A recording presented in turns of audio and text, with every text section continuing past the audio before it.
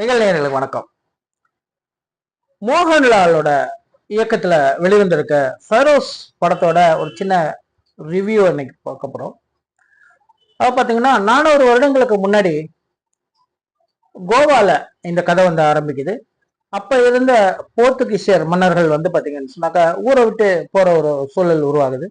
அப்போ அங்க இருந்த அவரோட கணக்கில் அடங்காத தங்க வைர நகைகள் அந்த பொக்கிஷத்தை பாதுகாக்கிறதுக்கு ஒரு ஆப்பிரிக்காவை சேர்ந்த மந்திரவாதிகள் மூலமா வந்து ஒரு ஏற்பாடு பண்றாங்க.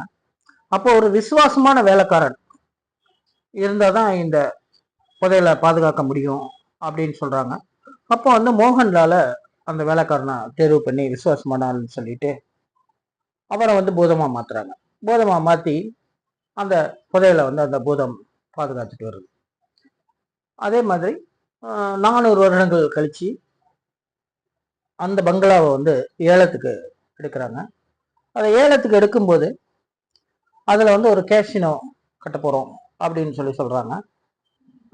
அப்ப வந்து பாத்தீங்கன்னு சொன்னாக்க நிறைய போராட்டங்கள்லாம் நடக்குது. அதை கேசினோவா ஆக்கக்கூடாது அப்படின்னு சொல்லிட்டு போராட்டங்கள்லாம் நடக்குது. இந்த போராட்டங்களுக்கு மத்தியில இந்த நகையை கொள்ளடிச்சிட்டு போறதுக்கு சில பேர் முயற்சி பண்றாங்க. அப்போ அவங்க தோல்வி அடைஞ்சிடுறாங்க.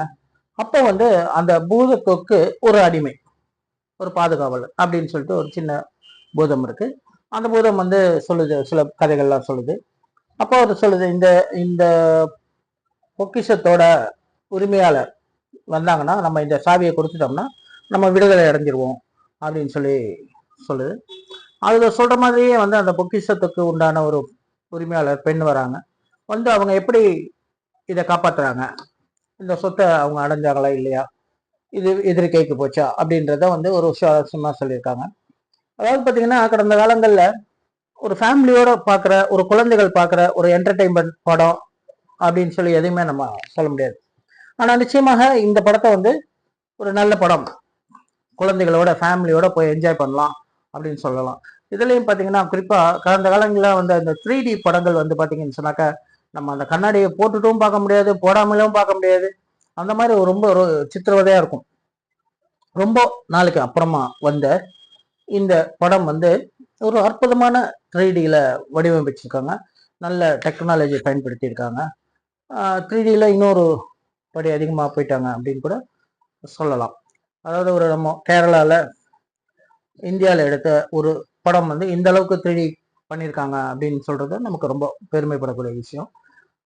அது மட்டும் இல்லாமல் வந்து பார்த்தீங்கன்னா கதை வந்து இது ஒரு ஃபேண்டசி கதை. பெரும்பாலும் தமிழ்லையோ மலையாளத்திலேயோ வந்து பெரிய ஃபேண்டசி கதைகள்லாம் வந்தது கிடையாது. இது அந்த மாதிரியான ஒரு கதையை உருவாக்கியிருக்காங்க. நல்லா இருக்கு படம், வந்து சுவாரஸ்யமா விறுவிறுப்பா போகுது. இருந்தாலும் ஒரு சில இடங்கள்ல வந்து படத்தோட நீளம் அதிகம், கொஞ்சம் எடிட்டிங்ஸ் இந்த மாதிரிலாம் கவனம் செலுத்திருக்கலாம். ஒளிப்பதிவு வந்து பாத்தீங்கன்னு சொன்னாக்கா மிக மிக அற்புதமா இருக்கு. கேமரா வந்து ஒரு சிறப்பாகவே பண்ணியிருக்காங்க. மற்றபடி மோகன்லால் முழுக்க முழுக்க அவர் தான் படத்துல வராரு. நல்லா இருக்கு. அவருக்கு ஒரு சாங் எல்லாம் கொடுத்துருக்காங்க. அவரும் சிறப்பா பண்ணியிருக்காரு.